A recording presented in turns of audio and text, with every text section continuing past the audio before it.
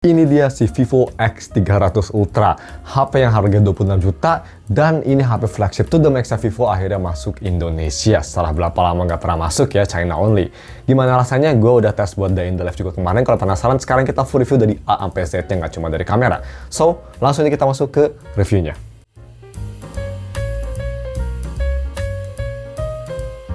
Halo guys, nama gue Steven dari StevTech, dan mari kita langsung review si kamera bump terbesar di dunia. Well, nggak paling besar, tapi besar banget. Vivo X300 Ultra. Pertama, seperti biasa kita bahas untuk harga, spek, dan promo yang gue dapet. Untuk harga sendiri, ini gue dapet di harga 24,8 juta, ada diskon sedikit dari Blibli 1,1 juta waktu itu kalau nggak salah. Dan ini tuh gue dapet yang pastinya kondisi baru. Untuk garansi sendiri, gue dapet garansi X Club, dan gue dapet garansi 1 tahun, terus gue dapet garansi 2 tahun 4 kali ganti screen protector dan casing. Ya, itu khas Vivo atau Oppo ya. Sangat generous banget kalau masalah servis lah mereka berdua tuh. Dan kalau misalnya kalian mau beli HP ini atau ingin wallpaper, gue bakal taruh link di deskripsi. Tapi kayaknya wallpaper gue susah banget nyarinya. Ini wallpaper yang dulu pernah gue pakai ya. Jadi kayaknya sekarang udah susah nyarinya. Ini gue pakai wallpaper Sparkle. Gue dulu pernah pakai di HP, lupa lagi iPhone mungkin. Tapi udah lama banget jadi gue nggak tahu linknya. Sorry about that. Dan untuk masalah speknya kira-kira seperti apa? Nah, speknya bisa kita lihat di biro. Dia pakai finally Snapdragon 8 Elite Gen 5, layar udah LTPO, terus dia pretty much to the max UFS 4.1, charging 100 watt, IP68, dan yang paling penting baterainya nggak sebesar Oppo di 6600 mAh baterai aja, fast charging di 100 dan wireless di 40 watt. Seperti itu, kita bahas bagaimana untuk desain dan display. Desain belakang dulu kita bahas. Desain sih dibanding sama temannya si Oppo, ini memang dia desainnya simple banget ya, nggak dibikin-bikin mirip kayak mirrorless, hanya simple. Warna blacknya tuh gini aja. Kalau inginnya lebih ada aura mungkin bisa warna greennya, cuma itu abis terus ya. Gue beli warna hitam karena lebih keren aja menurut gue. Simple, dan dia juga kameranya cuma kamera bump gede. Simple, cuma gue suka nice touch kalau misalnya kita ngeliat ke pinggir itu ada ring warna merah. Bikin jadi kelihatan mahal gitu vibe-nya. Keren sih. Overall, desain belakang sih memang agak, agak aneh gitu ya kamera sebesar ini, tapi overall wajar banget kenapa kayak gitu, dan gue udah bisa hidup dengan desain seperti ini, dan makin lama pakai sih gue makin suka ya desain kayak gini, jadi kayak pakai proper kamera phone gitu. Oke aja sih seperti itu. Untuk finish dia pretty much ini kayak matte gitu, tapi karena ini warna hitam tetap fingerprint magnet. Sedangkan untuk layar depan dia ada di 6,8 inci atau 6,89 ya kalau nggak salah, lupa lagi gue. Untuk masalah resolusi, dia udah sampai 2K yang pastinya, sharp banget, bezelnya tipis banget, dot display. Overall, ini displaynya udah sangat bagus, dan kualitasnya juga ini oke banget. Dia pastinya udah 10 bit ya, nggak kayak Samsung tuh yang 10 bitan. Padahal ini panel Samsung juga, I don't get it. Tapi ini udah 10 bit, warnanya bagus, dia vibrant. Pokoknya ini flagship level, bagus banget buat nonton film, dia jernih, color range-nya banyak, mantap lah pokoknya, nggak ada keluhan sama sekali. Jujur ya, nge-review HP flagship tuh kadang sedikit agak boring karena semuanya to the max dan semuanya udah bagus banget. Jadi kadang nyari quirk-nya tuh agak lebih susah menurut gue ya. Moving on, kita selanjutnya ke visibilitas di bawah sinar matahari. Ini HP bisa sampai 4500 nits, tapi ya wajarnya mah mungkin sekitar 2000-an ya kalau di bawah sinar matahari. Bisa kita lihat cukup terang, masih usable banget, nggak ada masalah, dan ini udah flagship level juga, udah benar-benar ultra level, jadi no problem at all. Sama juga dengan haptic di HP ini menurut gue sih one of the best, bulat, powerful, pakai Gboard ini mantap banget, enak lah pokoknya, no problem at all. Sedangkan kira-kira bagaimana untuk biometric? Dia udah pakai ultrasonic fingerprint, dan karena dia screen protector bawahnya pakai plastik bukan kaca ya, jadi scanningnya cepat, reliable, pretty much hampir instan, mantap banget lah. Again, flagship level. Moving on ke audio quality, ini yang gue agak takut pas beli HP ini karena seperti kita tahu ya, BBK Group tuh speakernya agak sedikit dog shit. X300 Pro dog shit, walaupun dia improve dari software, tapi tetap nggak sebagus kayak misal S25 biasa gitu pada zamannya, atau S26 biasa. Dan di X300 Ultra gimana? Ini improve banget, pakai banget. Suaranya menurut gue hampir menyamai atau pretty much sama kayak S25 Ultra. Yes, nggak sebagus iPhone 17 Pro Max, menurut gue itu speakernya absolutely great. Tapi dibandingin sama yang gue pakai kayak S25 Ultra, ini suaranya kayak saling pukul gitu loh. Jadi kayak S25 Ultra mungkin dia bagus di bass, tapi untuk masalah detail dan richness, X300 Ultra lebih enak. Overall speakernya ini huge improvement, bagus banget. Nanti juga kalian bakal dengar teksnya. Kita moving on bentar ke si headphone-nya. Sayangnya memang untuk headphone, dia menurut gue, walaupun dia udah true ya, jadi si kilobyte-nya tuh kalau misalnya kita colokin dia true bitrate yang bagus banget, tapi kualitasnya sendiri menurut gue biasa aja. nothing special, amplifiernya agak weak ya. Dan juga yang gue kurang suka itu dari si volume stepnya, dia benar-benar dikit banget. Again, gue udah cari-cari di setting, gue nggak tahu apakah ada cara biar banyakin volume stepnya kayak di Samsung. Kalau Samsung kan bisa pakai good lock, jadi bisa benar-benar spesifik banget ya, sampai satuan malah. Dia kan ada 150 step, bisa satuan, jadi bagus banget customization-nya. Gue nggak tahu di original OS 6 ini bisa atau nggak. Kalau bisa, again, bisa komen di bawah, tapi defaultnya dia nggak bisa. Dan volume stepnya tuh dari yang gue kurang kecil, kurang keras ya, pas gue gedein kekerasan, jadi nggak ada in between-nya, itu gue kurang suka. Tapi ya kalau misalnya colokin Edition XV gitu sih, suaranya memang masih oke, cuma menurut gue agak lacking soundstage aja, itu aja sih. Ya untuk lebih detailnya kita balik lagi ke speaker testnya, ini kalian bisa dengerin deh, menurut gue lumayan oke. Check it out.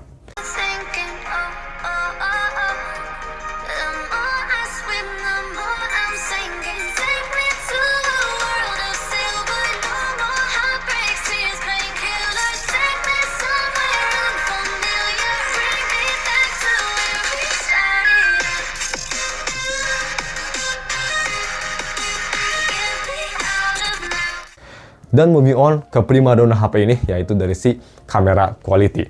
Sebagai background aja, Vivo bener-bener kayak teriak-teriak, sekarang kita fokus ke video.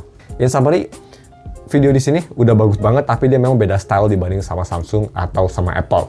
Jadi kita bahas aja untuk si kamera quality-nya. Pertama untuk speknya.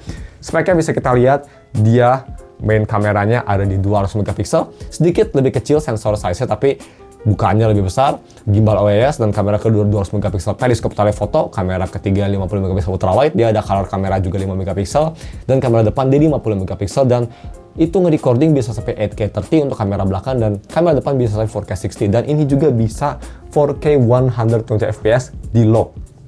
Gue bukan kamera expert, dia juga ada pro mode-nya yang sangat bagus banget ya, sangat intuitif. Kalau misalnya kita mau ke sini terus kita ganti ke pro mode, nih mana nih pro mode video, pro. Ini kayak bener-bener kayak magic apa ya, kayak cinema kamera gitu ya UI-nya, gue suka sih ini. Jadi ya, seperti itu. Dan kita bahas lagi gimana untuk kualitas foto-fotonya. Kalian bisa lihat sendiri, gue sih jujur untuk masalah review foto kurang jago, tapi ini gue pakai settingan Zeiss-nya tuh yang natural, yang gue suka. Dan untuk masalah kayak yang lain, gue gak otak-atik, hanya Zeiss natural, HDR-nya di auto-in, dan seperti ini fotonya, seperti orang-orang biasa kalau bisa beli HP. Overall sih gue suka banget ya. Gambarnya bagus, jernih banget, khas Zeiss, dan berkarakter. Yes, memang mungkin walaupun pakai natural pun nggak true to life dibanding kayak misal iPhone atau Samsung, tapi gue lebih suka kayak gini. Lebih hidup dan lebih berwarna aja hidupnya gitu, atau gambarnya ya. Jadi, it's just way better dari fotonya. Gue suka banget, mantep banget, nggak ada masalah. Dan yang gue suka juga dia capture time-nya cepat dibanding sama Samsung. Kalau buat kamera karena suka nge-lag, capture time-nya ada delay-nya. Ini langsung buat kamera, capture, ketangkep, sharp, bagus. Fokusnya insane, cepet banget dibanding Samsung gue. Amazing. Terus kira-kira bagaimana untuk si selfie-nya? Bisa kita lihat selfie-nya juga bagus ya. Dia gambarnya oke. Memang bukan yang paling terbaik ya di flagship, tapi udah bagus banget. Detailnya bagus, exposure bagus. Tetap kalau masa selfie sih iPhone memang paling menang. Untuk malam hari, HP ini bisa kita lihat juga oke banget, capture time cepat, gambarnya bersih, noise-nya minim, dan overall untuk flagship level ini udah mantep banget dan masih bisa nge-retain that Zeiss naturalnya. Oke banget. Moving on ke video recording. Nah, video recording gue udah buat day in the life yang full vlog. Cuma memang yang bikin orang agak susah tuh mungkin kalau misalnya kita mau ke kamera sini ya, dia defaultnya tuh di 35mm si main kamera. Dan kalian bisa di wide dikit ya, biar sedikit wide, mungkin berubah jadi berapa ya. Jadi ya lebih luas dikit, tapi dia stabilisasinya memang terutama kalau kita foto bakal significantly berkurang. Kalau bisa di 35mm aja, ini harus sedikit adaptasi. Kalau gue sih nggak masalah, masih enak banget, masih bagus. Dan yang bikin oke juga dia improvement besar dari si ultrawide untuk video, bukannya lebih gede, sensornya lebih gede, jadi nggak terlalu beda jauh main sama video, main sama ultrawide. Untuk video sih kerasa dikit, tapi untuk foto pretty much nggak ada bedanya sama sekali. Jadi ya, ini dia tes videonya simple aja di 4K 60, itu gue pas lagi di mall. Kalian bisa cek. Again, kalau ingin lebih lihat detailnya, bisa lihat day in the life-nya gue bakal taruh juga linknya di deskripsi untuk day in the life. Kalian bisa cek aja di situ. Anyway, ini dia 4K 60, kalian bisa dengar juga mikrofonnya. Check it out. Ya, ini udah di MOI, dan ini pakai 4K 60 lagi. Indoor, tadi ultrawide, sekarang main di 35mm. Bagus ya. Kalian foto 7 kali, 10 kali, stabilisasi masih oke. Dan balik ke ultrawide. Oke guys, ini video recording pakai resolusi 4K 60 di Vivo X300 Ultra. Tadi kita udah lihat zoom-zoomnya, sekarang kita lihat stabilisasi kalau di mobil kayak gini. Pakai ultrawide kayak gini, dan dia untuk main kameranya agak ngezoom ya. Nih, di sini 35mm atau 1,5 kali. Dia lumayan ngezoom. Dan kalau misalnya kita mau pakai telefoto lagi goyang-goyang kayak gini, ini salah satu telefoto paling stable yang pernah gue tes. Even di 10 kali nih ya, ini jalannya nggak terlalu rata ya, dan ya X-Force suspensinya keras, masih oke. Overall bisa kita lihat memang langitnya lagi putih, jadi wajar. Kalau bisa pakai ultra wide sih paling oke ya. Seperti ini, kualitas sih gue bisa bilang Vivo improve banget untuk masalah si quality videonya ya. Dan ultra wide juga ini pretty much sekarang bagus banget, hampir menyamai main, tapi tetap main paling gacor. Dan ya, telefoto juga ini mantep banget, bisa kita lihat nih. Kita mau zoom deket banget ke platnya juga, jernih banget. Ngezoom si truk itu enak juga, jadi ya cocok lah buat ngevlog. Dan dia kelasannya lebih smooth ya untuk navigasi UI-nya dibanding sama Samsung. So that's good. Kita langsung aja balik ke gaming performance-nya. Seperti itu ya, dan kita langsung moving on ke gaming performance. Dia pakai 8 Elite Gen 5 yang harusnya sih game apapun bisa dijalan dengan baik. Dan kalau gue lihat orang lain nge-review untuk masalah benchmark, ini walaupun sedikit lebih lemah daripada Oppo Find X9 Ultra, tapi jauh lebih stable. 20% lebih stable kalau nggak salah gue lihat. Dan again, gaming test gue udah tes lebih detail di channel Step Test Wibu Game. Untuk di sini gue tes main NTI aja. Cinematic setting awal-awal itu udah starter, wajar banget karena itu biasanya belum ngeload semua. NTI memang gitu ya kalau di HP. Tapi setelah itu pretty much smooth, enak, gak ada masalah. Dan yang gue suka banget ini juga untuk masalah panas, dia nggak cepet panas buat NTI. Gue pas main NTI itu dapat FPS 60 FPS, stability 98%, stability-nya 99%, dan pretty much average FPS di 55. Mantap banget, bagus kalau misalkan mau main Enfield atau gue udah tes juga, bisa dicek. Mereka berdua juga mantap banget ya, nggak ada masalah sama sekali. Enak, cuma emang untuk gue sih agak cepet panas, tapi wajar. Untuk HP non gaming, tapi dia heat manajemennya udah oke banget. Yang oke juga yaitu untuk rhythm game. Kalau misalkan suka main Project Sekai, ini sih oke banget ya, nggak ada delay, enak banget pokoknya. Kayak main di Google atau misal kayak main di ROG Phone, mantap, responsif, speakernya juga bagus, penempatannya oke kalau kalian mainnya kayak gini. Cuma emang harus adaptasi sama si kameranya segede gaban, jadi megangnya itu kalian kalau main rhythm kayak gini nih. Kayak gini nih, nah gini. Agak unik ya. Itu aja sih yang harus adaptasi. Selain itu, it's pretty good. Moving on ke UI experience. Mungkin ini UI-nya pakai original OS 6, software support 5 tahun, security 7 tahun. Nggak sebagus ColorOS atau One UI. Tapi yang gue sangat respect dari software ini yaitu dari snappiness-nya. Bisa kita lihat day-to-day performance UI-nya ini snappy, launching aplikasinya cepet, multitasking bagus, launching kamera, capture itu nggak ada delay, nggak ada kayak mikir dulu baru nge-capture. Itu sesuatu yang ada di One UI yang gue kesel banget.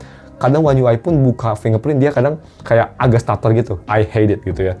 Kalau di sini smooth, enak, semuanya optimize, sama mirip kayak ColorOS, cuma memang origin OS tuh kayak living behind ColorOS ya. Kayak dia tuh kayak ColorOS tanpa customisasi yang lebih in-depth. Tapi untuk optimisasi atau misal untuk smoothness, mereka berdua mirip banget. Launch aplikasi enak, semua mantep banget. Terutama kamera launching, it's pretty good. Cuma yang gue kurang suka ya, gue mau bahas bentar juga. Ini dari si shortcut-nya. Ini yang kalian harus perhatiin. Jadi, unlike Oppo atau Samsung, kalau Oppo kan dia ada dedicated camera button, ada action juga di sini kayak di iPhone. Jadi banyak lah shortcut buttonnya. Kalau di Samsung, kalian mau di kondisi apapun, mau lagi mati, mau lagi nyala, mau lagi di apapun, lagi gaming, tinggal press double power button, dia langsung nge-launch ke kamera. Kalau ini, di settingannya, kalau ingin launch kamera nggak bisa pakai power button. Itu power button kalau nggak salah, kalau gue lihat settingannya hanya untuk kartu doang. Harus pakai double volume down. Dan double volume down itu hanya bisa kalau misalnya HP-nya lagi mati kayak gini. Nah, langsung nge-launch, good.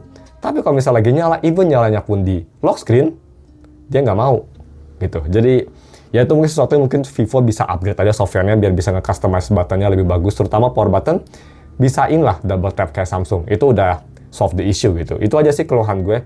Original OS 6 memang udah bagus, tapi memang nggak bakal sebagus yang versi Cina, dan mungkin dia belum komplit aja ya, karena mungkin nggak tahu, buru-buru mungkin ngerilisnya globalnya, tapi belum se-komplit dan se-refine yang versi Cina. Itu aja sih. Dan yang terakhir untuk battery life. Battery life jujur, ini gue yang sedikit disappointing. Gue expect battery life-nya bakal insane banget ya. Yes, 6600 gak sebesar kayak 7500 yang pas gue tes OnePlus 15. Tapi gue expect it to be slightly better atau way better dibanding S25 Ultra. Dan jawabannya memang dia better dibanding S25 Ultra, tapi gak beda jauh amat. Gue gak tahu, mungkin dia belum optimisasi atau gimana, tapi gue udah pakai HP ini pretty much seminggu. Udah seminggu, hampir seminggu ya. Hampir seminggu lebih malah. Jadi kalau saya udah selesai optimisasi, dan overall baterai sih kalau misalnya untuk kayak kalian pakai yang simpel-simpel aja ya, kalian pakai untuk kayak sosial media, foto-foto dikit, nggak ada video, itu 1,5 sampai 2 hari masih aman. Tapi kalau misalkan kalian pakai untuk video 4K 60, kalian pakai sedikit main game, itu langsung borosnya minta ampun. Jadi ya, memang wajar ya itu boros, tapi gue rasa borosnya tuh kayak boros banget gitu dibanding sama yang seharusnya. Dan overall kalau misalkan kalian medium usage, foto-foto ambil sedikit video, 10 menit main game aja, itu HP-nya hanya bisa bertahan 1 sampai 1,5 hari, dan screen on time gue pun hanya bisa dapat sekitar 6 sampai 7 jam maksimal. Jadi gak bagus-bagus amat, tapi gak jelek-jelek amat, di tengah-tengah lah. Ya gue expect Vivo sih nge-improve software-nya, karena di X300 Pro juga pas pertama rilis kan baterainya agak burik ya, tapi setelah itu dia upgrade software dan sekarang udah bagus banget. Semoga ini juga bisa ngikutin. Ya, itu aja sih. Dan untuk fast charging 100 watt juga nggak ada masalah, kencang, no problem at all. Sebelum kita tutup video ke konklusinya, gue bahas beberapa kelemahan yang gue rasa. Again, tadi ada dari si masalah ini ya, masalah si baterainya. Terus yang kedua, UI-nya untuk customization masih belum komplit. Dan yang gue rasa juga, speakernya walaupun dia bagus, tapi dia tuh nggak tahu dia kurang bagus ke aplikasi yang bawaan atau yang ada aplikasi third party. Tapi kalau misalnya kita mau buka X ya, Twitter, kita dengerin audio, kadang tuh 2 video tuh atau 3 video volumenya beda-beda, padahal volume levelnya sama. Jadi dia tuh nggak tahu ya, volume levelingnya agak ngaco kalau di beberapa aplikasi. Kalau di YouTube untungnya aman ya, tapi kalau di Twitter yang gue sering buka juga buat lihat-lihat some stupid meme sama drama, itu bener-bener ngaco banget. Kadang satu video kecil banget, gue gedein, pas ke video lain malah gede banget, gue kecilin lagi ya, kayak I don't know. Again, apakah kalian juga ada masalah tersebut? Gue sih ngerasa masalah tersebut kayak gitu. Tapi selain itu sih, cuma itu aja.